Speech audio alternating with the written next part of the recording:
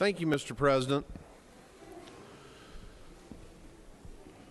There are three subjects that I wanted to address with you this morning.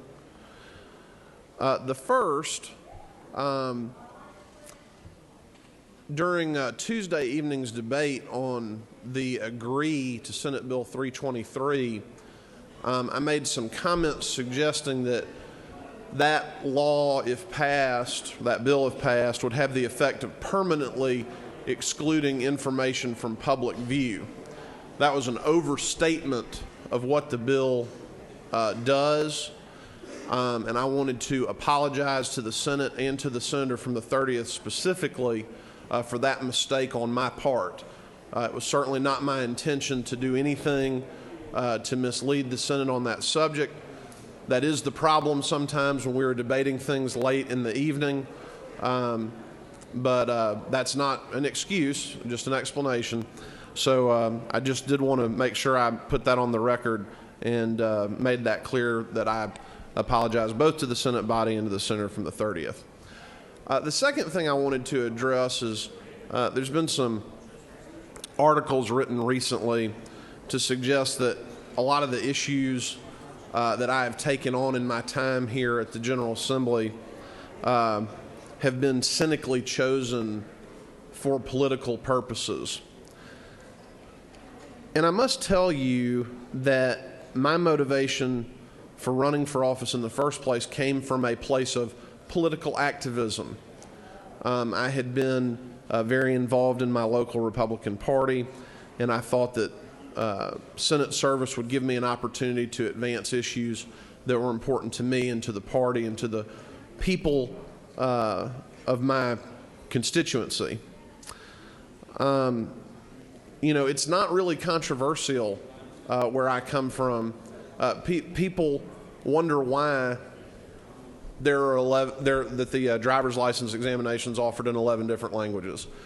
People wonder why it is so difficult to pass modest religious freedom legislation. People don't understand why we've issued 22,000 driver's licenses to illegal aliens.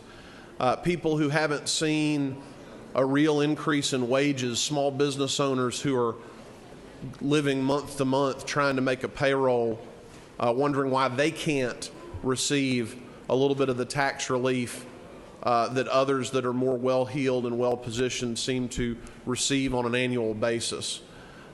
These are not subjects that are chosen because they create controversy. In fact, I'm sad that they do.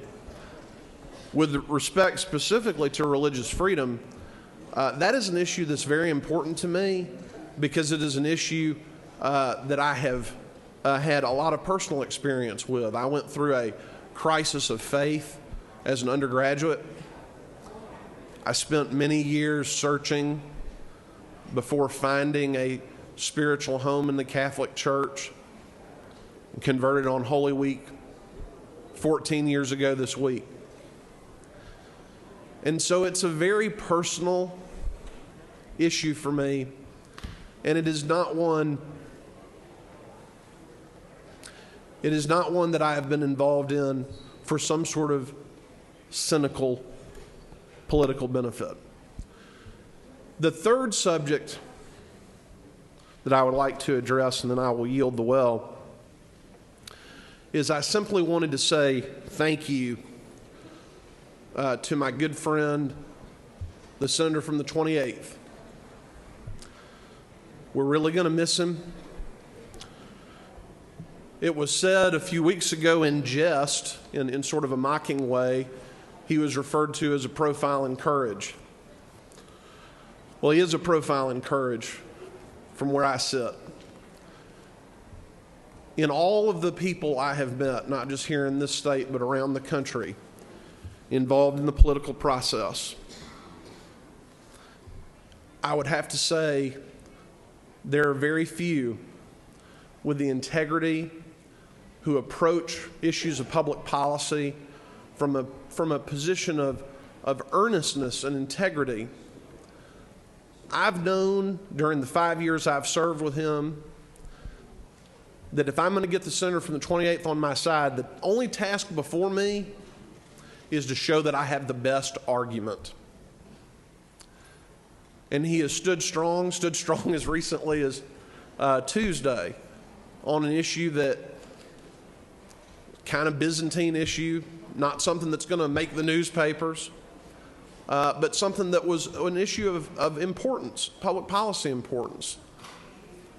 And while I'm gratified that he is going, I believe, in January to be my representative in Washington, D.C., I will miss sitting next to him in this chamber terribly.